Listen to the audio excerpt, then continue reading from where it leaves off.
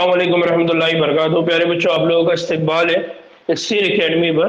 और आज हम नया सबक स्टार्ट कर रहे हैं जिसका नाम है नक़्ल व हरकत, जिसको कहा जाता है लोकोमोशन एंड मूवमेंट। ये हमारे जो 11वीं का सबक है उसका सबक नंबर 20 है, जिसको कहा जाता है नक़्ल व हरकत, जिसको कहा जाता है लोकोमोशन एंड मूवमेंट।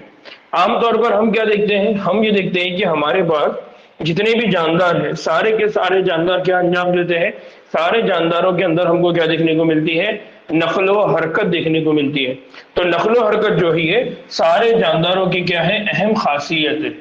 जानवर और पौधे, जानवर हो या पौधे हो, इनकी जो हरकत है उसमें बड़ी वुसअत है, यानी उसमें बहुत ज्यादा डाइवर्सिटी है, अलग अलग तरह की हमको क्या देखने को मिलती है, हरकत। अगर हम यककल्बी जानदार की अगर बात करते हैं, किसकी बात करते हैं हम, अगर हम यककल्बी जानदार की अगर बात करते हैं, कौन है यककल्बी जानदार, उसमें एग्जाम्पल है अमीबा। कौन है, अमीबा। तो अमीबा की अगर हम बात करते हैं तो अमीबा के अंदर हमको क्या देखने को मिलता है, उसके अंदर देखने को मिलता है प्रोटोप्लाज्म स्ट्रीमिंग। क्या देखने को मिलती है अमीबा के अंदर, अमीबा के अंदर हमको देखने को मिलता है प्रोटोप्लाज्म स्ट्रीमिंग।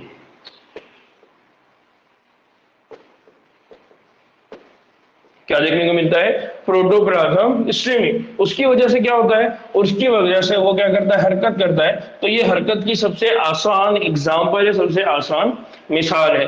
तो यहाँ पर याद रखिए कि जितने भी जानदार होते हैं उनके अंदर हमको क्या देखने को मिलती है, हरकत देखने को मिलती है, मूवमेंट देखने को मिलता है। तो उसके बेस्ट एग्जाम्पल वो यककल्बी जानदार है, और यककल्बी जानदार में भी कौन है, अमीबा, जिसके अंदर हमको क्या देखने को मिलती है, हरकत देखने को मिलती है। नाउ अब अगर हम बात करें कि कुछ जानदार है, कुछ जानदार है जिनके अंदर क्या होती है, जिनके अंदर होती है सीलिया। कुछ जानदार ऐसे होते हैं जिनके अंदर क्या होती है, सीलिया। कुछ जानदार ऐसे होते हैं जिनके अंदर क्या होता है, फ्लैजेला। क्या होता है उनके अंदर, फ्लैजेला। ठीक है। कुछ जानदार होते हैं उनके पास क्या होते हैं, टेंटेकल्स। क्या होता है, टेंटेकल्स। तो ये अलग अलग क्या होते हैं, ऑर्गन होते हैं, अज़ू होते हैं, जिसकी वजह से जानदार क्या करते हैं, इनके जरिए वो चलते हैं, इनके जरिए वो क्या करते हैं, हरकत करते हैं। अगर इंसान की बात करें तो इंसान में क्या होते हैं, जबड़े होते हैं, इंसान में क्या होती है, पलके होती है, इंसान के अंदर क्या होती है, उसकी जबान होती है, और उन सबको वो क्या करते हैं, हिलाते हैं, यानी उनको भी वो क्या करते हैं, हरकत देते हैं। तो हरकत हमको जानदार के अंदर अलग अलग तरह से देखने को मिलेगी। लेकिन कुछ हरकतें ऐसी होती है जिनकी वजह से एक जगह से दूसरी जगह वो चले जाते हैं, यानी कुछ हरकतें ऐसी होती है जिनकी वजह से उनकी जो जगह है, उनकी जो प्लेस है जहां पर वो खड़े थे, वो चेंज हो जाती है। अगर ऐसी हरकत होती है तो ऐसी इरादी हरकत को लोकोमोशन कहते हैं। क्या कहते हैं उनको, लोकोमोशन। तो जो हमारा सबक है उस सबक का जो नाम है वो नाम क्या है, लोकोमोशन, लोकोमोशन एंड मूवमेंट। तो हमने कहा कि मूवमेंट तो हमको हर जगह देखने को मिलती है, मूवमेंट हमको हर जगह देखने को मिलती है, और इस मूवमेंट को हम देखते हैं। लेकिन इस मूवमेंट की वजह से जब आपकी जगह चेंज हो जाती है, प्लेस चेंज हो जाता है, उसके अंदर तब्दीली होती है, तब उस मूवमेंट को हम क्या कहते हैं, लोकोमोशन कहते हैं। जैसे चहलकदमी है, दौड़ना है, चढ़ना है, उड़ना है, तैरना है, ये कुछ ऐसी नकलें हैं जो नकली हरकत है। और ये नकली हरकत जो है किसकी शक्ल है, ये लोकोमोशन की शक्ल है, यानी इसकी वजह से आपकी जो जगह है वो क्या हो जाती है, तब्दील हो जाती है। अब ये लोकोमोशन अगर करना है तो यहाँ पर क्या होते हैं, लोकोमोटरी हरकत होती है, और लोकोमोटरी हरकत जरूरी नहीं कि वो दूसरी अकसाम की हरकत पर असरअंदाज हो। जो लोकोमोशन है, ये लोकोमोशन किसी और हरकत के ऊपर असरअंदाज नहीं होगा। मसलन क्या है, फॉर एग्जांपल पैरामीशियम है, पैरामीशियम के अंदर क्या होते हैं, सीलिया, और ये सीलिया क्या करता है, ये ग़िज़ा की हरकत को साइटोफेरिंक्स, अब ये जो पैरामीशियम है उसका जो गट होता है जहां से फूड मटेरियल अंदर जाता है उसको कहा जाता है साइटोफेरिंग। तो ये जो साइटोफेरिंग है इसकी मदद से क्या होती है, ग़िज़ा आगे जाती है, साथ ही साथ वहां पर क्या होता है, उसके जरिए ग़िज़ा तो वो आगे पास कर ही रहा है, साथ ही साथ वो क्या करता है, लोकोमोशन में भी क्या करता है, काम करता है। तो पैरामीशियम के अंदर जो सीलिया है वो सीलिया ग़िज़ा को भी हरकत में ला रहा है और साथ ही साथ क्या कर रहा है, लोकोमोशन भी अंजाम दे रहा है। मींस इस पैरामीशियम की जो जगह है वो क्या हो रही है, तब्दील हो रही है। तो इसीलिए हम ये कह रहे हैं कि जो लोकोमोटरी हरकत है, यानी ऐसी हरकत जिनकी वजह से जगह तब्दील हो जाती है, वो हरकत जो दूसरी हरकत है उनको कभी भी असरअंदाज नहीं करती, उनको कभी भी मुतासिर नहीं करती। ठीक है। दूसरा इसी तरह का एक एग्जाम्पल है हाइड्रा। कौन है, हाइड्रा। हाइड्रा के पास क्या होती है, टेंटिकल्स, और इन टेंटिकल का इस्तेमाल वो किसके लिए करता है, शिकार को पकड़ने के लिए करता है, और इसी टेंटिकल का इस्तेमाल वो किसके लिए करता है, लोकोमोशन के लिए भी करता है। मान मींस कि हाइड्रा के पास जो टेंटिकल्स है वो लोकोमोशन भी कर रहे हैं, यानी वो एक हरकत ऐसी कर रहे हैं जिसकी वजह से उसकी जगह तब्दील हो रही है, लेकिन वो टेंटिकल का जो दूसरा काम है वो शिकार करना, वो प्रे को पकड़ना, शिकार को पकड़ना, वो भी मुतासिर नहीं हो रहा है। दूसरा कि हम अगर हमारे अपने अंदर, अगर ह्यूमन अपने इंसानों के अंदर अगर हम एग्जाम्पल देखें तो हमारे अपने आज़ा व जवारे का जो इस्तेमाल है वो हम किस लिए करते हैं, उठने बैठने के लिए करते हैं, चलने के लिए करते हैं। मंदरजा वाला मुशाहिदात इस बात की तरफ हमको क्या करते हैं, इशारा करते हैं कि जो हरकत और लोकोमोशन का मुताला है अलग अलग नहीं किया जा सकता। यानी अगर आप ये कहेंगे कि हरकत अलग है और लोकोमोशन अलग है, ऐसा नहीं है, बल्कि हरकत की वजह से ही क्या होता है, लोकोमोशन होता है, यानी जगह के अंदर क्या होती है, तब्दीली होती है। तो जब जगह के अंदर तब्दीली होती है तो उसको कहा जाता है लोकोमोशन। क्या कहा जाता है उसको, लोकोमोशन। तो इसलिए हम ये दोनों को ये कहकर जोड़ सकते हैं कि तमाम लोकोमोशन हरकत है, लेकिन तमाम हरकत लोकोमोशन नहीं है। यानी जितने भी लोकोमोशन है जिसकी वजह से आपकी जगह तब्दील हो रही है वो हरकत है, लेकिन हर हरकत लोकोमोशन नहीं है। जैसा हमारी आंख है, हमारी आंख के अंदर भी हरकत हो रही है, लेकिन इस हरकत की वजह से हमारी जगह तब्दील होती है क्या, नहीं। लेकिन अगर हमारे पाँव के अंदर हरकत होने लगे, पाँव के अंदर अगर हरकत होने लगे तो इस हरकत की वजह से हमारी जो लोकेशन है वो क्या होती है, चेंज होती है। तो पाँव की हरकत है, इसकी वजह से लोकोमोशन हो रहा है, लेकिन आंख की हरकत है उसकी वजह से लोकोमोशन नहीं होता है। तो ये स्टेटमेंट याद रखिए, एग्जामिनर की ये बहुत फेवरेट स्टेटमेंट है कि तमाम लोकोमोशन क्या होते हैं, हरकत होते हैं, लेकिन तमाम हरकत लोकोमोशन नहीं होते हैं। बात समझ में आई?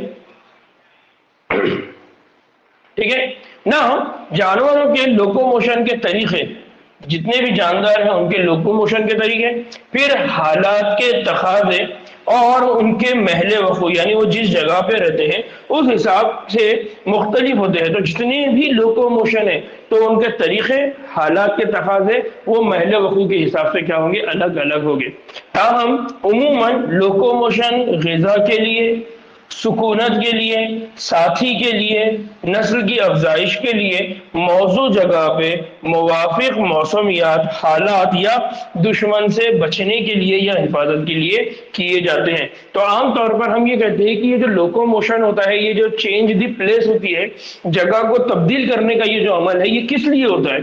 तो ये तो या तो ग़िज़ा हासिल करने के लिए होगा, यानी कुछ जो जानदार है उनको खाने के लिए कहीं और मिल रहा है तो वो यहाँ से वहां चले जाएंगे, या कहीं पर बहुत ज्यादा बारिश हो गई या अर्थक्वेक आ गया, जलजला आ गया, कुछ आ गया, तो वो भी जानदार एक जगह से दूसरी जगह सुकून इख्तियार करने के लिए, सुकूनत इख्तियार करने के लिए करेंगे, या साथी ढूंढने के लिए, यानी शादी वगैरह करना है तो जानदार एक जगह से दूसरी जगह जाएगा, और इसी तरह से अपनी नस्लों की बेहतर अफजाइश करने के लिए भी जानदार क्या करते हैं, लोकोमोशन करते हैं। और साथ ही साथ जब उनको दुश्मन से अपने आप को बचाना होता है उसके लिए भी वो क्या करते हैं, लोकोमोशन करते हैं। तो लोकोमोशन के जो तरीके होंगे, लोकोमोशन के जो तरीके होंगे, वो हालात के तकाज़े और महलो वक़ू के हिसाब से क्या होंगे, तब्दील होते जाएंगे।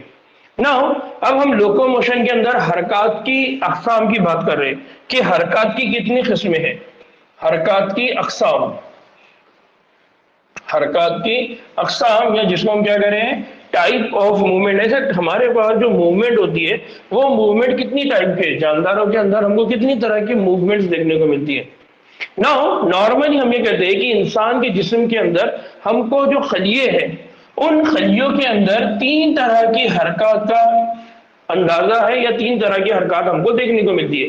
एक जो हरकत होती है उसको कहा जाता है अमीबॉइड, दूसरी जो होती है उसको कहा जाता है सीलियरी, और तीसरी जो होती है उसको कहा जाता है उजलाती, या उसको क्या कहा जाता है, मस्कुलर। तो इंसानों के जिस्म के अंदर आपको तीन तरह की हरकतें देखने को मिलेगी।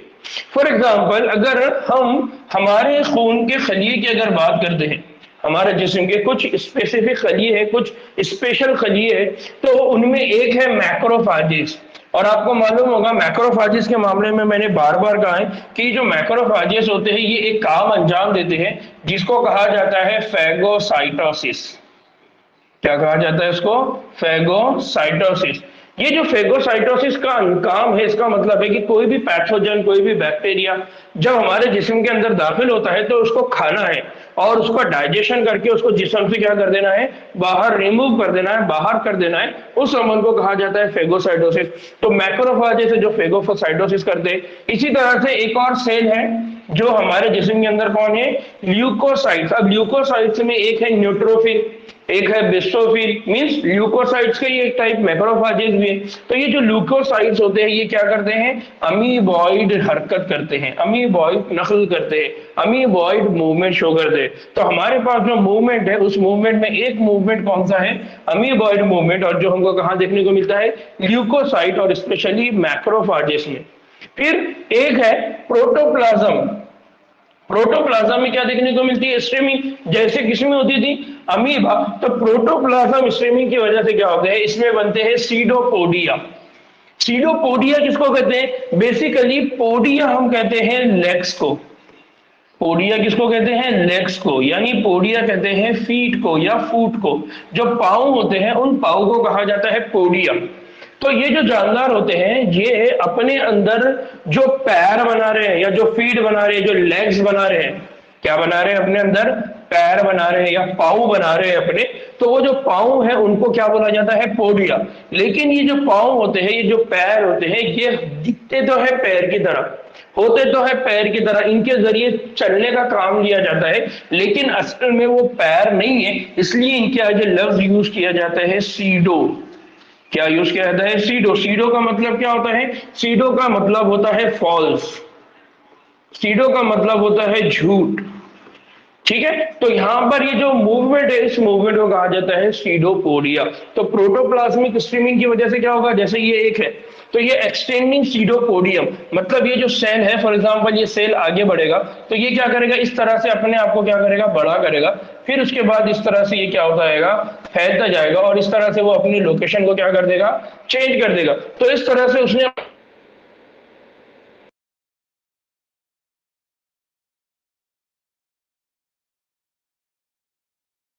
क्या कहा जाता है, ठीक है। तो ये बेसिक कंसेप्ट आपने याद रखना है कि जो जानदार होते हैं उनके अंदर हमको क्या देखने को मिलता है, उनके अंदर हमको मूवमेंट देखने को मिलता है। उस मूवमेंट को हम क्या कहते हैं, सीडोपोडिया। और उस सीडोपोडिया के मूवमेंट को हम क्या कहते हैं, अमीबॉइड मूवमेंट, जो किसमें दिखाई देता है, अमीबा में हमको दिखाई देता है। ठीक है, कलवी ढांचे के उनसर जैसे माइक्रोफिलामेंट्स में भी अमीबॉइड नकल पाई जाती है।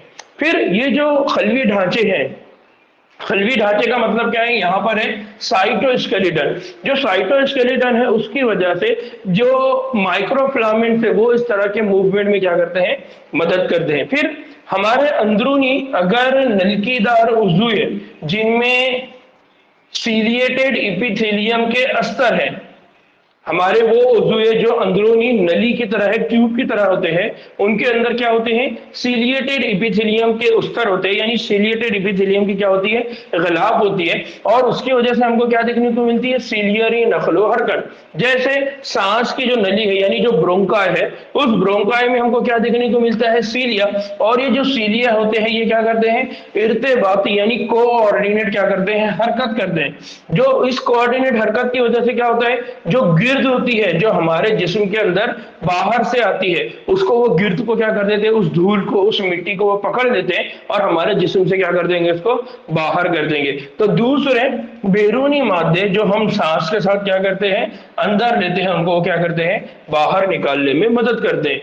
इसी तरह से दूसरा जो है वो हमारा जो मादा तौलीदी नली है, यानी जिसको इससे पहले भी आपको याद होगा मैंने बताया था फेलोपियन ट्यूब। तो जो मादा तौलीदी नली होती है जिसको कहा जाता है फेलोपियन ट्यूब,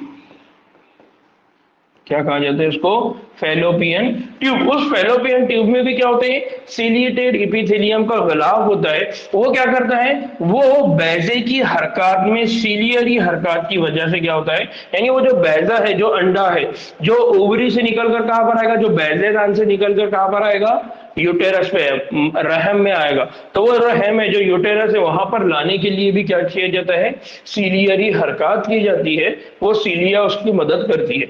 इसलिए जो तीसरा, तो पहला जो मूवमेंट है वो कौन सा था, अमीबॉइड मूवमेंट। दूसरा जो मूवमेंट है वो कौन सा है, सीलियरी। अब तीसरा जो मूवमेंट है वो कौन सा है, उजलाती है, जिसको हम क्या कहते हैं, मस्क्यूलर।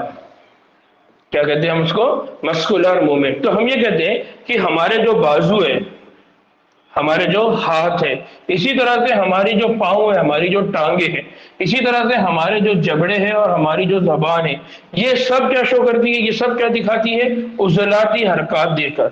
ये क्या बताती है, उजलाती हरकत। तो अक्सर क्या होता है, जो कसीर कल्बी जानदार है और जो इंसानी उजलात है, तो इसमें हमको क्या देखने को मिलती है, लचकदार सलाहियत। ये जो लचकदार सलाहियत है, इसको लोकोमोशन और दूसरी हरकत के लिए बहुत मौसर तरीके से क्या करते हैं, इस्तेमाल करते हैं। तो हमारे पास जो मस्कुलर, यानी जो मस्कुलर उजला, ये कहेंगे हम टिश्यू है, जो मस्कुलर टिश्यू है, जिनके अंदर क्या है, कॉन्ट्रैक्शन एंड रिलैक्सेशन, जो उनके अंदर क्या होता है, तनाव होते हैं, फिर बाद में वो क्या होते हैं, रिलैक्स हो जाते हैं। उन मसल्स के अंदर हमको ये देखने को मिलता है कि वो लचकदार सलाहियत उनके अंदर होती है, जिसकी वजह से क्या होता है, लोकोमोशन होता है। फिर लोकोमोशन के लिए उजलाती ढांचे और आसाबी निजाम में क्या होती है, बाहमी इर्तिबात होती है, यानी वहां पर क्या होता है, कोऑर्डिनेशन की जरूरत होती है। तो इस बात में, यानी इस बाब में हम उज़ुयों की अक़साम और उनकी साख और ढांची निजाम के अहम पहलुओं के बारे में क्या करेंगे, मुताला करेंगे। तो जब भी हम लोकोमोशन एंड मूवमेंट की बात करते हैं, तो इंसानों के जिस्म के अंदर जो लोकोमोशन होता है, उसमें जो मसल्स होती है वो बहुत इंपॉर्टेंट रोल प्ले करती है। और इन मसल्स के साथ जो इंपॉर्टेंट रोल प्ले करता है वो कौन होता है, हमारा उजलाती ढांचा और साथ ही साथ आसाबी निजाम होता है, जो मिलकर क्या करता है, लोकोमोशन के काम क्या करता है, अंजाम देता है, लोकोमोशन के कामों को वो करता है। तो अगर आप देखेंगे यहाँ पर मैंने एग्जाम्पल ऐड किया था कि अगर आप हमारे हाथों की अगर बात कर दें, तो बाइसेप, इसमें भी मसल्स है, ट्राइसेप, इसमें भी मसल्स है, और बीच में क्या है, ये बोन। तो ये जो मूवमेंट है हमारे हाथों का, कॉन्ट्रैक्शन और रिलैक्सेशन, तो हमारे हाथों के अंदर जो मूवमेंट है, वो मूवमेंट जो हो रही है वो किसकी वजह से हो रही है, मसल्स की वजह से हो रही है। इसलिए इसको कहा जाता है मस्कुलर मूवमेंट, या उसको हम क्या कहते हैं, उजलाती हरकत। तो हमारे जिस्म के अंदर तीन तरह की मूवमेंट देखने को मिलती है, एक होती है अमीबॉइड, एक होती है सिलियरी, और एक होती है मस्कुलर।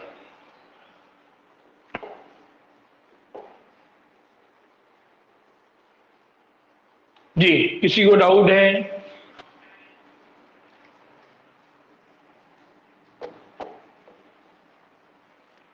ना, मस्कुलर मूवमेंट की अगर हम बात करते हैं, तो मस्कुलर मूवमेंट के अंदर हमको क्या देखने को मिलता है, तो उसमें बेसिकली हम ये कहते हैं कि हमारे जिस्म में जो मस्कुलर मूवमेंट हो रही है, तो इसका मतलब है कि हमारे जिस्म के अंदर अलग अलग मसल्स होंगे। तो इसके मतलब ये है कि हमारे जिस्म में कुछ उजलात है, हमारे जिस्म में कुछ मसल्स है, जो अलग अलग जगह पर अलग अलग काम करते हैं। ठीक है, तो नॉर्मली या आमतौर पे हम ये कहते हैं कि जो उजलात है या जो उजले हैं, वो मीजोडर्म से निकले हुए मुख्तस बाफ है। ये जो है, ये कहां से बनी हुई है, ये बनी हुई है मीजोडर्म। कहां से बनी हुई है, मीजोडर्म। मीजोडर्म हम किसको कहते हैं, आपको मालूम होगा कि हम ये कहते हैं कि हमारे पास क्या होता है, जब डेवलपमेंट का प्रोसेस होता है, एग और इसको हम, इन दोनों के बीच में इंटरेक्शन होता है, तो उसकी वजह से क्या बनता है, जाइगोट। और इस जाइगोट का आगे क्या बनता है, इस जाइगोट से आगे बनता है मोरूला, और इस मोरूला से आगे क्या बनता है, ब्लास्टूला, और इस ब्लास्टूला से आगे क्या बनता है, गैस्ट्रूला। क्या बनता है, गैस्ट्रूला। इस गैस्ट्रूला में क्या होती है, गैस्ट्रूला के अंदर होती है 3 लेयर्स, 3 गिलाफ होते हैं। गैस्ट्रूला के अंदर क्या बन जाती है, 3 गिलाफ बन जाती है, 3 परतें बन जाती है।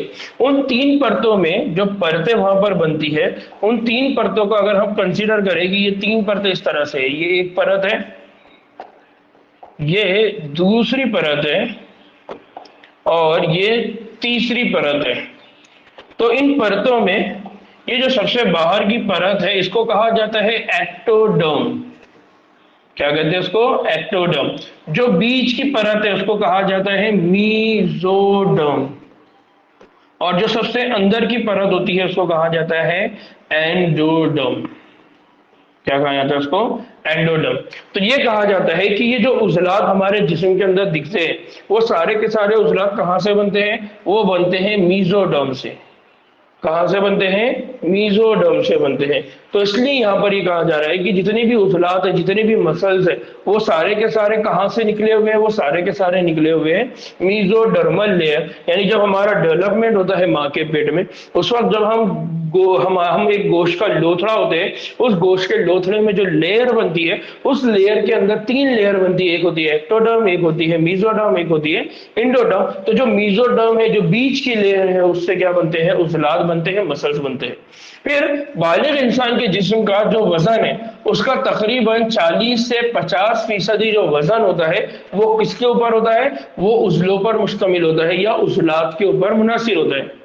फिर इसी तरह से हम ये कहते हैं कि ये जो उजलात है उसके अंदर एक्साइटेबिलिटी और इनक़िबाज़, यानी उसके अंदर क्या होती है, बरांगीख्तगी, जिसको कहा जाता है एक्साइटेबिलिटी, दूसरा होता है इनक़िबाज़, और तीसरा होता है लचकीलापन, और चौथा होता है इलास्टिसिटी।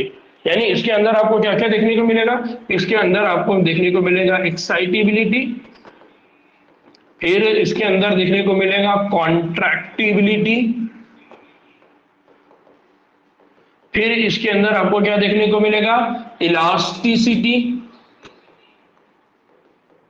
और इसी तरह से दूसरे वर्ड में हम क्या कह सकते हैं उसको, फ्लेक्सिबिलिटी। तो जो हमारे मसल्स होते हैं उसके अंदर हमको क्या देखने को मिलती है, बरांगीख्ती, जिसको हम क्या कहते हैं, एक्साइटेबिलिटी। इनक़िबाज़ मतलब उसके अंदर क्या देखने को मिलेगा, कॉन्ट्रैक्टिबिलिटी, कॉन्ट्रैक्ट हो जाएगा, तनाव में आ जाएगा। इसी तरह से लचकीलापन, या उसी को क्या बोला गया है, इलास्टिसिटी, या हमने इसको लिखा है फ्लेक्सिबिलिटी। तो ये जो होती है ये उजलात की बहुत अहम खुसूसियात है। यानी आप सोच सकते हैं कि आपके हाथ में अगर इलास्टिसिटी अगर नहीं है, फ्लेक्सिबिलिटी अगर नहीं है, कॉन्ट्रैक्टिबिलिटी नहीं है, तो आप कोई काम नहीं कर सकेंगे। तो हमारे जिस्म के जितने भी उजलात होते हैं उनके अंदर ये 4 बातें होती है। फिर इनकी दर्जाबंदी का जो इन्हिसार है वो मुख्तलिफ पैमानों पर होता है। जो मसल्स है हमारे पास, जो उजलात है, उन उजलात को अलग अलग डिवाइड किया हुआ है, और उनको जो डिवाइड किया गया या उनकी जो अलग अलग दर्जाबंदी की गई उसका इन्हिसार मुख्तलिफ पैमानों पर है। जैसे एक पैमाना ये है कि वो कहाँ पर मौजूद है, यानी वखू मतलब उनकी प्लेस, दूसरा शबाहत, सिमिलैरिटी, और तीसरा है अफ़ाल, कि वो किन अफ़ाल को क्या करते हैं, काबू में रखते हैं। यहाँ पर हम 3 तरह के उजलात की बात कर रहे हैं, और ये 3 तरह के जो उजलात है ये इनकी लोकेशन की बुनियाद पर है, ये कहाँ पर मौजूद होती है उसकी बुनियाद पर है। ये उस बुनियाद पर है कि इनकी लोकेशन कहां पर है, ये कहां पर मौजूद होते हैं, उस बुनियाद पे इनको 3 जगह 3 टाइप्स में डिवाइड किया हुआ है। पहला जो है उसको कहा जाता है ढांची उजलात। क्या कहा जाता है इसको, ढांची उजलात। दूसरा है उसको कहा जाता है निजाम इन्हेजामी। यहाँ पर निजाम इन्हेजामी होने के बजाय यहाँ पर होना चाहिए था विसिरल या स्मूथ, यानी फ्लेक्सिबल होना चाहिए था। और तीसरा जो होता है वो कल्बी उजलात होते हैं। तो 3 तरह के यहाँ पर टाइप है जो हमारे उजलात है, उन उजलात को 3 टाइप्स में डिवाइड किया हुआ है। कौन कौन से 3 टाइप्स है, उन 3 टाइप्स में सबसे पहला जो टाइप है वो है यहाँ पर, वो कौन है, ढांची। तो ढांची को बोला जाता है स्केलेटल। इस डायग्राम के हिसाब से मैं लिख रहा हूं उसको, ढांची उजलात। कौन होता है, ढांची उजलात, जिसको क्या कहा जाता है, स्केलेटल। दूसरा है निजाम इन्हिजामी, तो यहां पर उसको क्या कहते हैं हम, स्मूथ। क्या कहते हैं उसको, स्मूथ। यहां पर उन्होंने उसको ट्रांसलेट किया हुआ है निजाम इन्हिजामी। क्या ट्रांसलेट किया उन्होंने, निजाम इन्हिजामी। और तीसरा है जिसको कहा जाता है कार्डियक मसल, जिसको यहां पर उन्होंने क्या कहा है, कल्बी उजलात। क्या कहा उन्होंने, कल्बी उजलात। तो तीन तरह के यहां पर क्या देखने को मिलते हैं हमको, उजलात दिखते हैं। ठीक है ना। तो बेसिक कंसेप्ट यहाँ याद रखना है कि उजलात को उनके लोकेशन की बिना पर उनके नाम दिए गए। वो उजलात जो हमारे स्केलेटल से यानी ढांचे से जुड़े होते हैं उनको कहा ढांची। जो हमारे जिस्म के अंदरूनी निजाम से होते हैं उनको कहा जाता है स्मूथ, या उनको कहा जाता है विसेरल। यहाँ पर उनको बोला गया निजामी इन्हिजामी। और जो हमारे दिल के साथ होते हैं, हमारे कल्ब के साथ होते हैं, हमारे हार्ट के साथ होते हैं, उनको कहा जाता है कल्बी उजलात। ठीक है ना। हम सबसे पहले बात कर रहे हैं ढांची उजलात। ढांची उजलात कौन होते हैं, तो ढांची उजलात जिस्म के ढांची निजाम से मुंसलिक होते हैं। ढांची निजाम से मतलब क्या है, जो हमारी सारी हड्डियां हैं उन हड्डियों को कंट्रोल करना। जैसे मेरा ये हाथ है, इस हाथ के अंदर हड्डी है, इस हड्डी की मूवमेंट को कंट्रोल करना है। मेरा पाँव है, मेरे पाँव के अंदर जो हड्डी है उस हड्डी को कंट्रोल करना है। तो मेरे जिस्म के अंदर ये जो पूरा स्केलेटन है, ये पूरा हड्डियों का जो ढांचा है, इसकी एक्टिविटी को कंट्रोल करने वाले जो उजलात है उनको कहा जाता है ढांची उजलात। अगर इन ढांचे उजलात को खुर्दबीन में अगर हम देखते हैं तो खुर्दबीन में हमको कैसे दिखाई देते हैं, यानी माइक्रोस्कोप में कैसे दिखाई देते हैं, तो ये हमको दिखाई देते हैं धारीदार। यानी उनको क्या कहा जाता है, स्ट्रिप्ड। क्या कहा जाता है उनको, स्ट्रिप। यानी उनके अंदर हमको क्या देखने को मिलेगा, स्ट्रिप पैटर्न देखने को मिलेगा, बैंड देखने को मिलेंगे, धारियां देखने को मिलेगी। लिहाजा इनको एक और नाम दिया जाता है धारीदार, या उनको क्या कहा जाता है, स्ट्रेटेड मसल्स। तो जो हमारे जिस्म के अंदर स्केलेटल मसल्स है उन स्केलेटल मसल्स को दूसरा जो नाम दिया जाता है वो दूसरा नाम क्या है, वो दूसरा नाम है धारीदार उजलात। क्यों, क्योंकि अंदर हमको क्या देखने को मिल रही है, धारियां। ये बैंड देखने को मिल रहे हैं आपको, ये जो धारियां हैं, इन धारियों की वजह से उनको कहा जाता है धारीदार या स्ट्रेटेड। फिर चूंकि इनके अफाल आसाबी निजाम के काबू में रहते हैं, यानी ये जो हमारे मसल्स है, स्केलेटल मसल्स है, ये आसाबी निजाम के कंट्रोल में है। यानी जब तक आपको ब्रेन नहीं बोलेगा कि इस पेन को यहां तक लेकर जाना है, तब तक आप नहीं लेके जा सकते। ठीक है, तो ये हमारे आसाबी निजाम के कंट्रोल में, या आपका जब तक ब्रेन ये नहीं बोलेगा कि सामने कोई चीज खड़ी है उसको हटाना है यहां से वहां तक, तो जब तक आपको हाथ को डिसीजन नहीं देगा ब्रेन, तब तक वो कोई काम नहीं करेगा। उसको कहा जाता है आसाबी निजाम के काबू में रहना। तो क्योंकि ये आसाबी निजाम के काबू में, तो ये खुद से कोई काम नहीं करेगा। इसका मतलब ये इरादी होता है। जब तक हमारा इरादा नहीं होगा वो काम नहीं होगा। जब तक मेरा हाथ का इरादा नहीं है, मतलब मेरे ब्रेन ने इरादा किया कि ये यहां से यहां तक जाएगा, ये हाथ खुद से ऊपर नहीं जाएगा। इसलिए ये जो मसल्स होते हैं, इन मसल्स को दूसरे अल्फाज में कहा जाता है वॉलेंट्री मसल्स, या उनको क्या कहा जाता है, इरादी उजलात। क्या कहा जाता है इनको, इरादी उजलात। क्या कहा जाता है उनको, इरादी उजलात। तो जो ढांची उजलात होते हैं, ढांची उजलात को धारीदार उजलात कहते हैं क्योंकि उनके अंदर धारियां देखने को मिलती है। और इरादी उजलात इसलिए कहते हैं क्योंकि ये इरादी होते हैं, जब तक इनको एहसाब की वजह से कोई सिग्नल नहीं मिलता ये कोई काम नहीं करते। फिर बुनियादी तौर पर ये लोकोमोटरी अफाल अंजाम देते हैं और जिस्म में पोस्चर के बदलाव से ताल्लुक रखते हैं। इसका मतलब क्या है, हमारे जिस्म के अंदर जितने भी लोकोमोटरी यानी जो चेंज हो रहा है, लोकोमोशन हो रहा है, एक जगह से दूसरी जगह जाना है, जो तब्दीली वाला मामला है जगह के मामले में, लोकोमोशन, उसके लिए ये सबसे अहम मसल्स है। हम आगे चल के कार्डियक की बात करेंगे, यानी कल्ब। तो कल्ब के अंदर कितना भी मूवमेंट हो जाए, आपकी लोकोमोशन, आपकी लोकेशन चेंज नहीं होंगी। इसी तरह से आपके अंदर के उजू, जो आपके निजाम है उसके अंदर कितनी भी मूवमेंट हो जाए, स्टमक कितना भी कॉन्ट्रैक्ट रिलैक्स कर ले, लेकिन उसकी वजह से आपकी जगह चेंज नहीं होंगी। इसलिए यहां कहा जाता है कि जो ढांची उजलात है असल में वही लोकोमोटरी उजलात है जिसकी वजह से आपकी लोकेशन, आपकी जगह क्या हो जाती है, तब्दील हो जाती है। तो इस बात को याद रखना है, बहुत अहम है। इसी तरह से ये हमारे जिस्म का पोस्चर मेंटेन करता है। पोस्चर का मतलब क्या है, हमारे जिस्म का तवाजुन। क्या मेंटेन करेगा ये, तवाजुन, यानी पोस्चर के बदलाव को मेंटेन करेगा। फॉर एग्जांपल, आप कोई 10 किलो का पत्थर अगर उठा रहे हैं तो 10 किलो का पत्थर उठाते वक्त आपके जिस्म की हालत किस तरह से रहेंगी, आप उसको कैसा टैकल करेंगे, आप उसको कैसा उठाएंगे, आपका हाथ कितना कितना ज्यादा कॉन्ट्रैक्ट रहेगा, आपका पाव और आपके हाथ के बीच में कितना डिस्टेंस रहेगा, आपका सर किस तरह से रहेगा, ऊपर रहेगा, नीचे रहेगा, इधर रहेगा, किस साइड में रहेगा। तो ये जो पोस्चर में अंदर भी है, यानी आपके जिस्म की जो क्या बोलेंगे उसकी जो पोजीशन है, जो उसकी हरकत है, वो किस तरह की रहेगी, उसको भी डिसाइड कौन करता है, स्केलेटल मसल्स डिसाइड करते हैं, ढांची उजलाब उसको क्या करते हैं, डिसाइड करते हैं।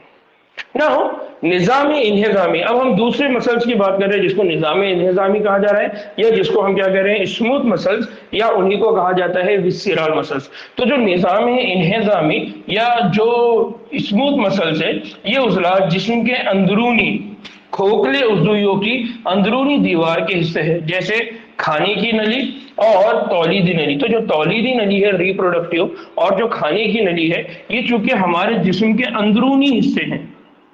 कौन से हिस्से हैं, अंदरूनी, तो इनको कहा जाता है विस्सेराल।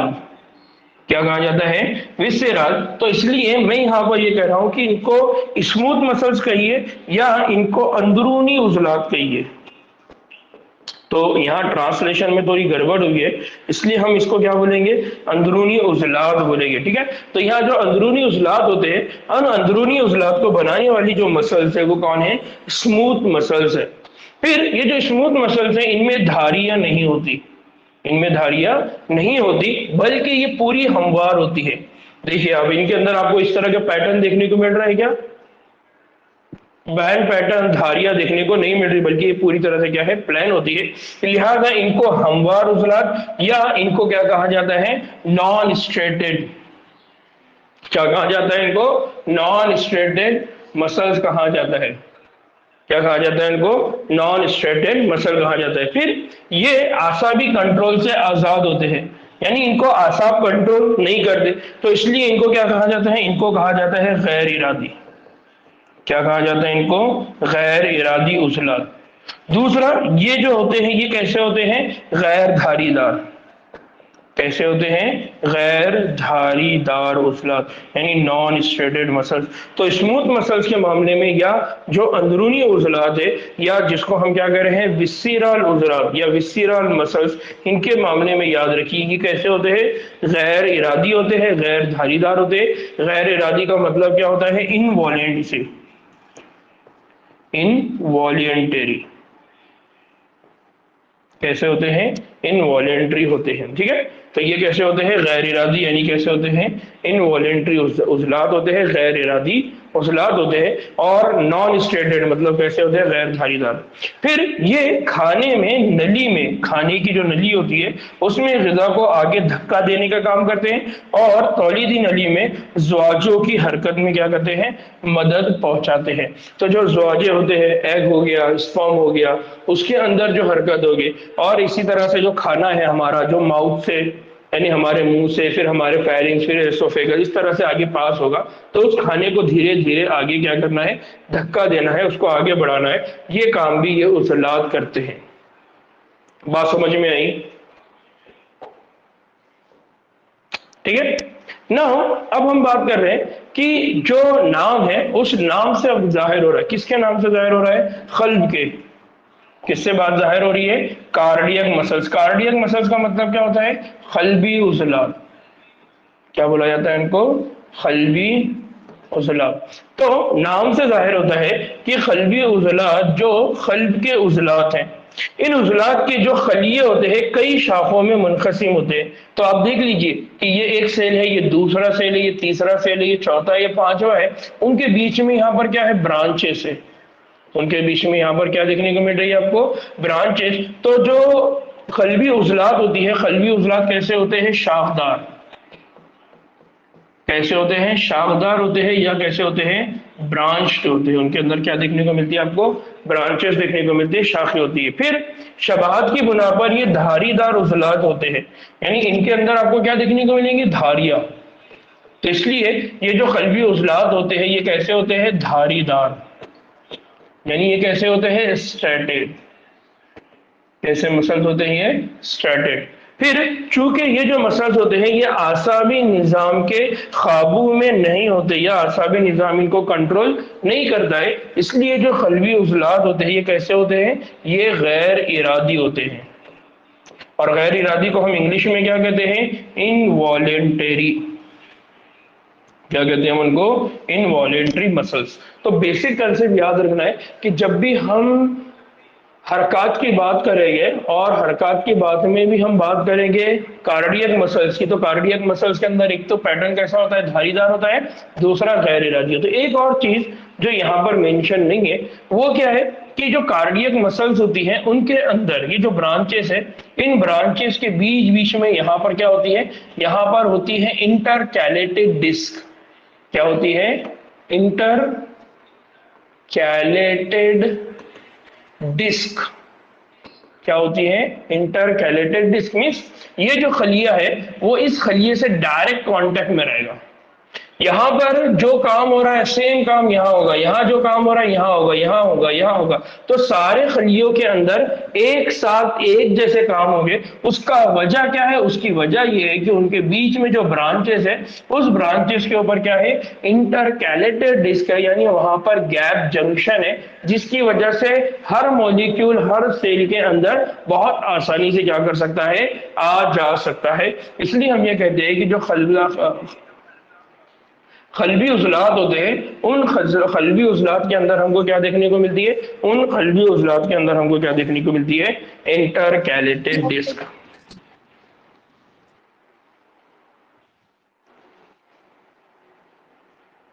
ठीक, यहां पर किसी को कोई डाउट है?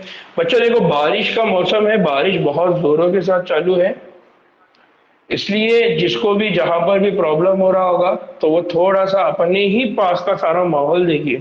ठीक है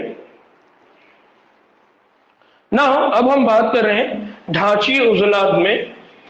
अब हम स्केलेटल मसल्स की डिटेल में बात करने वाले हैं।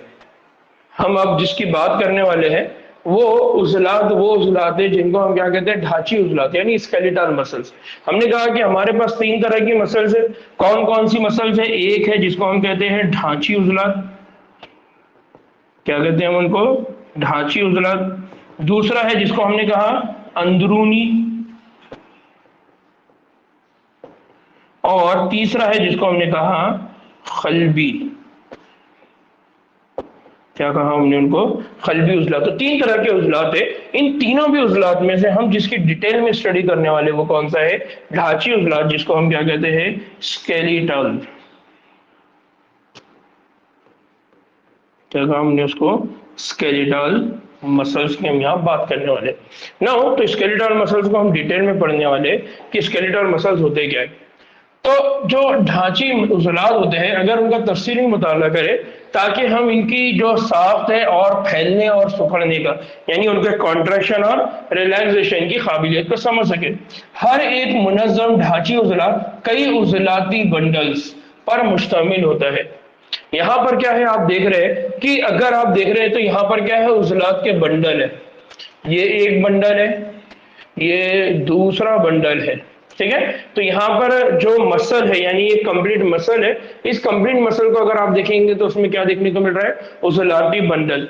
ये जो उज़लाती बंडल है एक कोलेजन से बनी हुई इत्तेसाली बाफ्त के दबीज गिलाफ से ढका हुआ है। अगर आप देख रहे होगे तो ये जो एक बंडल है उज़लात का, इसके ऊपर गिलाफ है। ये जो गिलाफ है ये एक कोलेजन से बना हुआ गिलाफ है जो कि क्या है, एक कनेक्टिव टिश्यू है। क्या है ये, एक कनेक्टिव टिश्यू यानी कौन है, इत्तेसाली बाफ्त।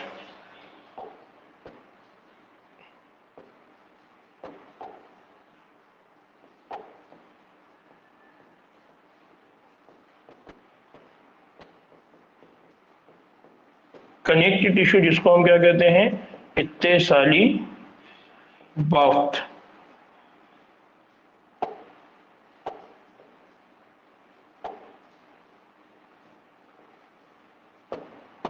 ठीक है, तो वो क्या है, एक इत्तेसाली बाफ्त है, उसके जरिए ये पूरा क्या हुआ है, ढका हुआ है इस तरह से। ये पूरा एक गिलाफ है। ठीक है, ठीक। उसके बाद वो ये कहते हैं कि इस गिलाफ को क्या कहते हैं, तो इस गिलाफ को कहा जाते हैं फेसिया। क्या कहा जाता है इस गिलाफ को? इस गिलाफ को कहा जाता है फेसिया। ठीक। अगर इस गिलाफ को अगर देखेंगे तो हर उजली बंडल में उजली रेशे होते हैं, यानी इस बंडल को अगर आप ओपन करेंगे तो उसको ओपन करने के बाद आपको क्या देखने को मिलेगा? रेशे। क्या देखने को मिलेगा आपको? उजली रेशे देखने को मिलेगा। और हर उजली रेशे के ऊपर क्या होगी? प्लाज्मा झिल्ली होती है। इसको प्लाज्मा झिल्ली को कहा जाता है सार्कोलेमा। क्या कहा जाता है इसको? सार्कोलेमा कहते हैं। यानी ये एक है ना आपके पास, तो इसमें इस तरह से क्या थे? उजलात थे। अगर आपने इसको एक को निकाला तो इसकी जो प्लाज्मा मेम्ब्रेन है, उस प्लाज्मा मेम्ब्रेन का नाम क्या है? सार्कोलेमा। क्या नाम है उसका? सार्कोलेमा, या उसको कहेंगे लहमे गिलाफ। क्या कहेंगे उसको?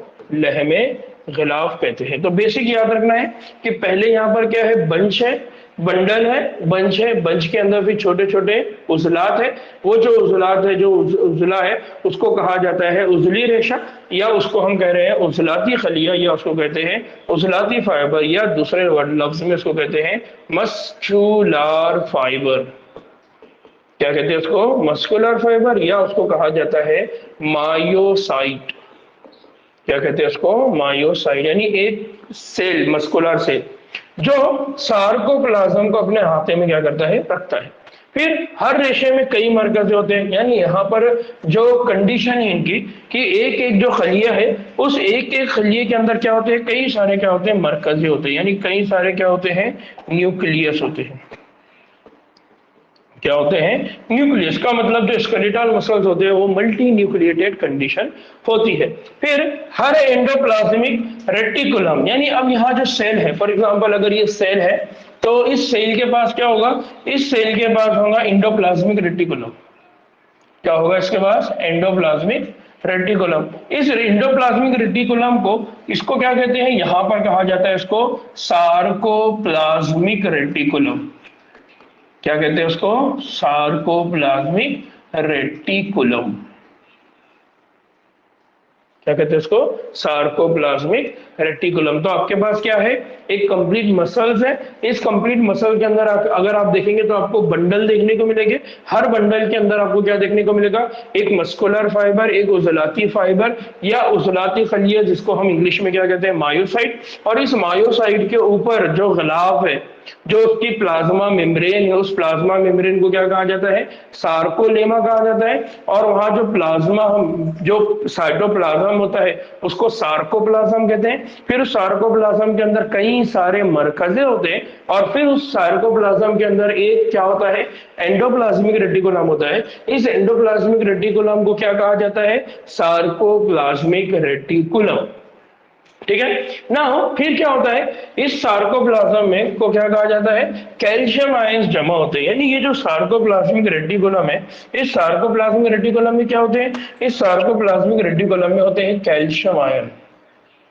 क्या होते हैं यहाँ पर? कैल्शियम आयन को क्या करके जमा करके रखता है। फिर ये जो उजली रेशे है, इस उजली रेशे की एक खुसूसियत क्या है? वो एक खुसूसियत ये है कि सार्कोप्लाज्म में कई मुतवाजी फिलामेंट होते हैं, जिनमें क्या कहा जाता है? मायोफिब्रिल्स या मायोफिलामेंट्स। क्या कहते हैं उनको? मायोफिब्रिल्स, या उनको क्या कहा जाता है? मायोफिलामेंट्स उनको कहा जाता है। तो अगर आप इस एरिया को देखेंगे, ये जो सार्कोप्लाज्म वाला एरिया है, उसको समझाने के लिए मैं जरा इन चीजों को थोड़ा सा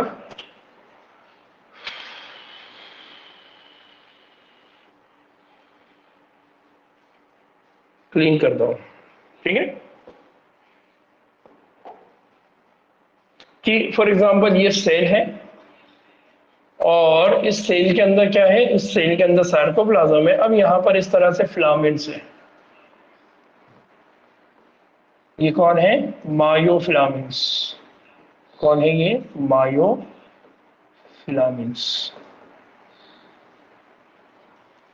ठीक है, या इनको क्या कहते हैं? मायोफिब्रिल्स।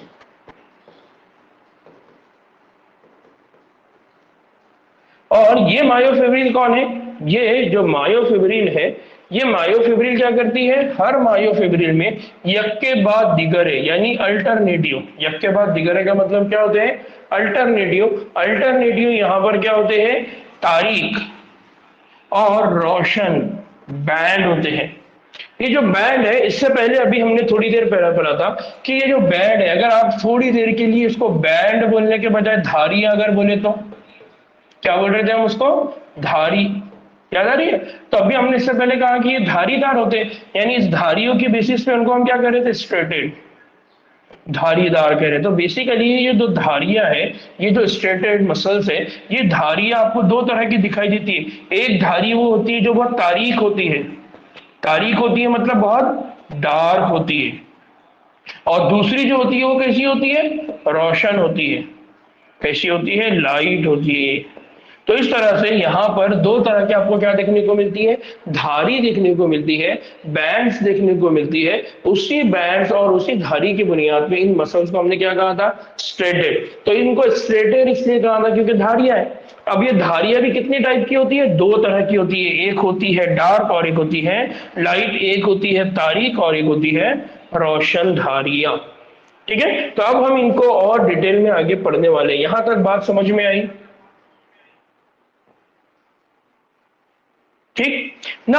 अब इन धारियों के नाम क्या है, अगर आप इन धारियों की बात करते हैं तो इन धारियों के नाम हमको मालूम होना बहुत जरूरी है।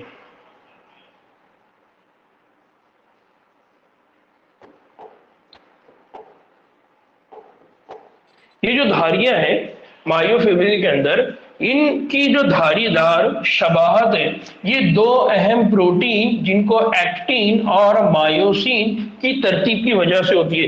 तो ये जो स्ट्रेटेड है, ये जो धारियां है, ये डार्क बैंड है, ये लाइट बैंड है, ये क्यों है, क्योंकि इस बैंड के अंदर यानी जो तारीक बैंड है, जो डार्क बैंड है, ये किसकी वजह से है, ये है मायोसिन की वजह से।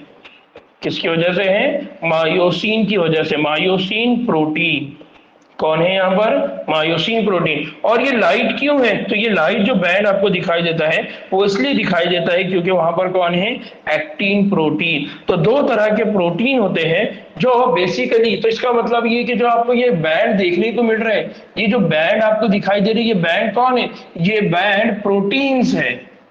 ये बैंड कौन है, प्रोटीन से। ये जो धारियां है, ये धारियां किसकी है, प्रोटीन्स की है। तो एक प्रोटीन वो है जिसकी वजह से आपको लगता है कि वो बहुत डार्क है, या हम ये कहते हैं कि वो बहुत लाइट है यानी रोशन है। तो ये जो शबाहत है, ये जो दिखाई दे रहा है, यानी शबाहत का मतलब कैसा होता है, सिमिलैरिटी, दिखना। शबाहत का मतलब कैसा होता है, दिखना। जैसे आप बोलते हैं ना कि आप शाहरुख खान की शबाहत में या आप सलमान खान के जैसे दिख रहे हैं, तो दिखने को कहा जाता है शबाहत की। आपकी शबाहत शाहरुख की जैसी है, आपकी शबाहत सलमान की जैसी, आपकी शबाहत आपके अम्मी की जैसी है। समझ में आ रहा है? तो सिमिलैरिटी की बेसिस पे कहा जा रहा है। तो ये जो शबाहत हमको देखने को मिलती है, वो शबाहत बेसिकली किसकी तरह देखने को मिल रही है हमको, वो मुतशाबिहत, वो जो सिमिलैरिटी, वो किसकी वजह से है, एक्टिन और मायोसिन की वजह से है।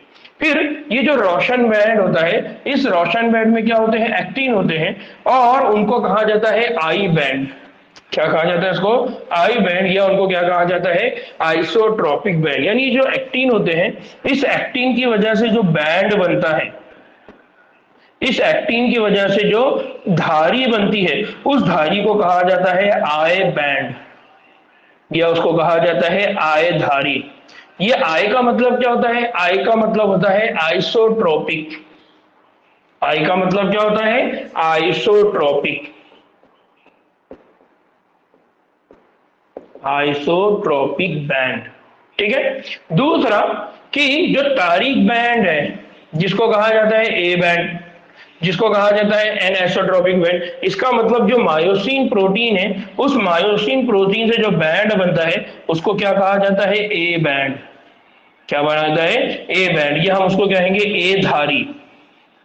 क्या बोला जाता है इसको, ए धारी। ये जो ए धारी होती है कैसी होती है, डार्क होती है, तारीक होती है। तो इसका मतलब आपको ये जो डार्क लाइट, तारीक रोशन, ये जो बैंड आपको दिख रहे थे, ये जो धारियां आपको दिख रही थी, ये धारियां किसकी है, ये धारियां प्रोटीन से बनी है। कौन से प्रोटीन से बनी है, मायोसिन से और एक्टिन से। फिर मायोसिन से जो धारी बनी है उसको आपने नाम क्या दिया, उसको नाम दिया ए बैंड। और जो धारी एक्टिन की वजह से बनी है, जो रोशन धारी है उसको आपने नाम क्या दिया, उसको नाम दिया है आई बैंड या आई धारी। ये बहुत इंपॉर्टेंट है बच्चों, इसको आपने याद रखना है, एग्जाम पॉइंट ऑफ व्यू से ये बहुत अहम है। ठीक है, नाउ ये इनमें क्या होता है, मायोसिन प्रोटीन। फिर जो दोनों प्रोटीन्स हैं, ये दोनों प्रोटीन इस्तेमानी साफ्ट के और एक दूसरे के मुतवाजी मुरत्तिब होते हैं, यानी ये जो दोनों प्रोटीन है ये एक दूसरे के मुतवाजी होते हैं और ये एक इस्तेवानी साफ्ट बनाते हैं। मजीद ये कि दोनों मायोफिब्रिल के तूलुल बुलदी महवर पर होते हैं, यानी ये दोनों भी कहां पर होते हैं, तूविल बुलदी महवर पर होते हैं। और एक्टिन फिलामेंट मायोसिन के मुकाबले में मुहीन होते हैं। एक और बात याद रखिए कि जो एक्टिन फिलामेंट है, ये एक्टिन फिलामेंट कैसे होते हैं, पतले होते हैं, मुहीन होते हैं। दूसरे लफ्ज में हम कहेंगे उसको थिन होते हैं। कैसे होते हैं, थिन होते हैं। जबकि मायोसिन जो होते हैं वो कैसे होते हैं, थिक होते हैं, मोटे होते हैं। तो यहां पर याद रखना है कि जो एक्टिन फिलामेंट है, जो रोशन बैंड है, वो आपको कैसा दिखाई देता है, थिन दिखाई देता है, यानी वो दुबले पतले होते हैं, वो मुहीन होते हैं, थिन होते हैं। ठीक है, तो ये बेसिक कंसेप्ट है जिसको आपने याद रखना है कि जब हम स्केलेटल मसल्स की बात करते हैं, ढांची उजलात की बात करते हैं, तो ढांची उजलात में आपको जो धारियां दिखाई दे रही है, ढांची उजलात में आपको जो बैंड दिखाई दे रहे हैं, वो बैंड सिर्फ बैंड नहीं है बल्कि वो प्रोटीन है। क्या है वो, प्रोटीन है। एक प्रोटीन वो है जो बहुत मोटा है और एक प्रोटीन वो है जो बहुत दुबला है। जो मोटा प्रोटीन है उसका नाम रखा हुआ है मायोसिन, जो दुबला प्रोटीन है उसका नाम रखा हुआ है एक्टिन। समझा? नाउ यहां पर अगर आप देखेंगे तो आपको बात समझ में आएगी किस तरह से हम कह रहे थे कि यहां पर आई बैंड होता है और यहां पर क्या होता है, ए बैंड होता है। ठीक है, तो हमने कहा कि जो एक्टिन प्रोटीन होते हैं, उन एक्टिन प्रोटीन के मामले में हम कहा कि वो कैसे होते हैं, मुहीन होते हैं और मोटे फिलामेंट्स यानी कहलाते हैं। फिर आई बैंड के वस्त में क्या होता है, आई बैंड के वस्त में एक लचकीला फाइबर होता है। लचकीला मतलब इलास्टिक फाइबर होता है, जिसको कहा जाता है जेड लाइन। क्या कहा जाता है उसको, जेड लाइन कहा जाता है। ये जो आपको दिख रहा है ना कि ये है एक्टिन प्रोटीन, ठीक है, सॉरी, ये है एक्टिन प्रोटीन, ये है मायोसिन प्रोटीन, और यहां पर ये जो है ये कौन है, जेड लाइन है। इस जेड लाइन के साथ कौन जुड़े हुए हैं, एक्टिन प्रोटीन। जेड लाइन के साथ कौन जुड़े हुए हैं, एक्टिन प्रोटीन जुड़े हुए हैं। तो ये जो एक्टिन प्रोटीन है, ये सारे एक्टिन प्रोटीन, इनको जोड़ने वाला कौन है, जेड लाइन। और ये जो जेड लाइन है ये कैसा होता है, इलास्टिक। कैसा होता है, इलास्टिक, यानी कैसा होता है, लचकीला। ठीक है, दूसरा जो आई बैंड है, ये आई बैंड को वो क्या कर देता है, मुनक़सिम कर देता है। यानी मुनक़सिम करना मतलब यहां पर आई बैंड इधर आधा हो गया, आई बैंड इधर आधा हो गया, आधा इधर हो गया, आधा इधर हो गया। तो आई बैंड को डिवाइड करने का काम कौन करता है, जेड लाइन करता है। फिर जो मुहीन फिलामेंट है, जो जेड लाइन को मजबूती से क्या करता है, जुड़ा रहता है। दूसरा, ये जो जेड लाइन है, इस जेड लाइन को क्या है, यहाँ पर क्या होता है, इनको जोड़ के रखने का काम कौन करता है, एक्टिन। तो यहाँ बेसिक कंसेप्ट याद रखना है कि जो आई बैंड है उसके वस्त में क्या होता है, जेड लाइन होता है। फिर ये आई बैंड है, ये वाला आई बैंड है, उसके बीच में जेड लाइन है। दूसरा, ये आई बैंड को क्या करता है, दो हिस्सों में मुनक़सिम कर देता है। और जो मुहीन फिलामेंट है, यानी ये जो एक्टिन फिलामेंट है, उसको जेड लाइन क्या कर सकता है, मजबूती से जोड़ कर रखता है। फिर ए बैंड होता है। ए बैंड में क्या होता है, ए बैंड में मौजूद मोटे फिलामेंट्स भी वस्त में एक दूसरे से रेशी झिल्ली के जरिए जुड़े होते हैं। रेशी झिल्ली का मतलब क्या होता है, ये जो आपको दिखाई दे रही है मायोसिन, ये मायोसिन, ये मायोसिन, इनके पीछे क्या है, इनके पीछे होती है एक रेशी, यानी क्या होती है, फाइब्रस। क्या होती है, फाइब्रस मेम्ब्रेन। इस फाइब्रस मेम्ब्रेन को क्या कहते हैं, इस फाइब्रस मेम्ब्रेन को कहते हैं रेशी झिल्ली। क्या कहते हैं उसको, रेशी झिल्ली या रेशीदार झिल्ली कहते हैं। और ये जो रेशीदार झिल्ली होती है इसको क्या कहा जाता है, एम लाइन। क्या कहा जाता है इसको, एम लाइन। तो यहां पर एक कौन है, जेड लाइन है, और ये जो जेड लाइन है इसके साथ कौन जुड़े हुए, एक्टिन। और ये जो मायोसिन है, इन मायोसिन को जोड़ के रखने का काम कौन कर रहा है, एम लाइन। कौन कर रहा है, एम लाइन। फिर ए और आई बैंड्स मायोफिब्रिल में लंबाई से एक के बाद दिगरे तरतीब शुदा है, यानी ये एक लेंथ है, फिर उसके बाद एक्टिन, फिर उसके बाद एक्टिन, फिर उसके बाद मायोसिन, फिर एक्टिन मायोसिन, इस तरह से ये क्या हुए, जुड़े हुए थे। तो मायोफिब्रिल का वो हिस्सा जो दो लगातार जेड लाइन के वस्त में होता है, उसको सिकुड़ने की सलाहियत का फाली इकाई कहते हैं। यानी मसल्स जो कॉन्ट्रैक्ट करते हैं, तो मसल्स कहां से कहां तक है, दो जेड लाइन के बीच में ये जो पूरा हिस्सा होता है, इसको कहा जाता है सिकुड़ने और फैलने की यूनिट, जिसको कहा जाता है सार्कोमियर। क्या कहा जाता है उसको, सार्कोमियर। तो जो हमारे मसल्स होते हैं, उन मसल्स में जो कॉन्ट्रैक्शन एंड रिलैक्सेशन होता है, उस कॉन्ट्रैक्शन एंड रिलैक्सेशन की वजह कौन है, उस कॉन्ट्रैक्शन और रिलैक्सेशन की वजह कौन है, सार्कोमियर है। यानी यहां पर दो जेड लाइन के बीच का जो पोर्शन है, जो एक्टिन और मायोसिन है, ये एक्टिन और मायोसिन क्या करते हैं, सिकुड़ने और फैलने का काम करते हैं, इसलिए इसको कहा जाता है सार्कोमियर। और इस सार्कोमियर को क्या कहा जाता है, यूनिट ऑफ कॉन्ट्रैक्शन। क्या कहते हैं इसको, यूनिट ऑफ कॉन्ट्रैक्शन, यानी इसको क्या कहते हैं, सिकुड़ने की इकाई। तो हमारे मसल्स के अंदर जो सिकुड़ना और फैलने का अमल होता है, उसका रीजन कौन है, सार्कोमियर। और सार्कोमियर किसकी वजह से बना हुआ है, सार्कोमियर बना हुआ है एक्टिन की वजह से, सार्कोमियर बना हुआ है मायोसिन की वजह से। फिर क्या होता है, आराम की हालत में, आराम की हालत में मतलब रिलैक्स कंडीशन, अब ये सिकुड़ गया, सिकुड़ने के बाद कौन सी हालत होगी, आराम वाली, रिलैक्स वाली। तो आराम की हालत में जो मोटे फिलामेंट्स हैं, उनके दोनों तरफ जो मौजूद मुहिम फिलामेंट है, उसके जो सिरे हैं, वो मोटे फिलामेंट के सिरों पर खदरे क्या होते हैं, चढ़े रहते हैं। यानी ये जो मोटा फिलामेंट है, उसके ऊपर जो थिन फिलामेंट है, ये क्या होते हैं, उसके ऊपर क्या होते हैं, चढ़े रहते हैं, और मोटे फिलामेंट के वस्ती हिस्से को क्या करते हैं, छोड़े रहते हैं। यानी यहां पर क्या रहेगा, ये जो मोटा फिलामेंट है, उसके साथ एक्टिन यहां पर आके बाइंड हो जाएगा, ये एक्टिन यहां पर आके बाइंड हो जाएगा, ये जो बीच का हिस्सा ये खाली है, तो ये जो हिस्सा खाली है, इसको कहा जाता है नॉन ओवरलैप रीजन। और ये जो नॉन ओवरलैप रीजन होता है, इसको क्या कहा जाता है, एच जोन। क्या कहा जाता है उसको, एच जोन कहते हैं। तो मोटे फिलामेंट का दरमियानी हिस्सा जो मुहीन फिलामेंट पर चढ़ा नहीं होता, या मुहीन फिलामेंट जिसके ऊपर चढ़े हुए नहीं होते, उस हिस्से को क्या कहा जाता है, एच जोन। तो याद रखिए, यहां पर जो रीजन है मायोसिन का और एक्टिन का, उस एरिया में आपको क्या देखने को मिलेगा, उस एरिया में आपको दो चीजें देखने को मिलेगी। क्या देखने को मिलेगी, एक तो ये है मायोसिन और ये है एक्टिन। ये जो रीजन है, ये चढ़ा हुआ रीजन है, और ये जो रीजन है यहां से यहां तक, ये बगैर चढ़ा हुआ रीजन है। अब ये बगैर चढ़ा हुआ रीजन को कहा जाता है नॉन ओवरलैप।